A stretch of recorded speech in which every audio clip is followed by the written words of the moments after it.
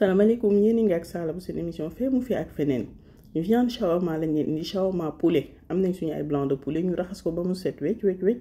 bu ko defee lu tolloog 1 kilo la ñu ñëw di ko tranché ñi nga xam dafa am neer gis nga ñu dindi neer bi voilà pour que après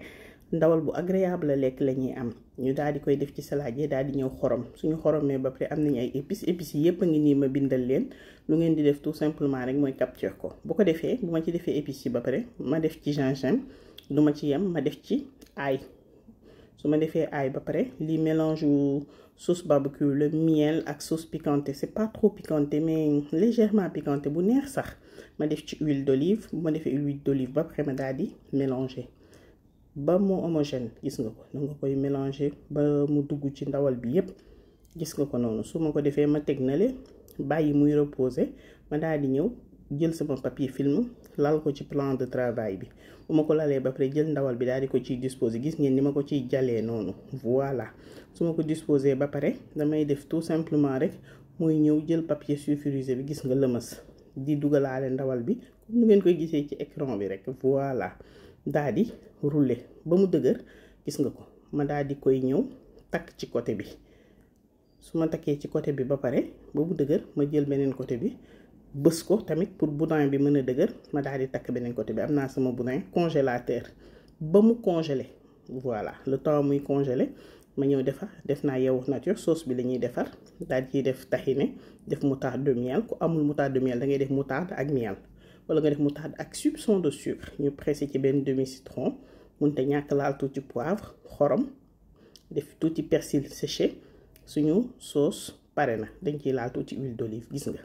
suñu sauce pare na mais sauce bii oh bu ko defee gis ngeen ko suñu viande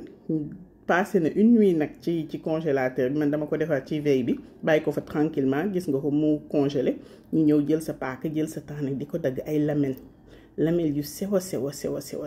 nga ko da ngay puus dagg gis nga 1 kilo man ëppoon na ma reer donc du coup dama jël moitié bi li ci des dama ko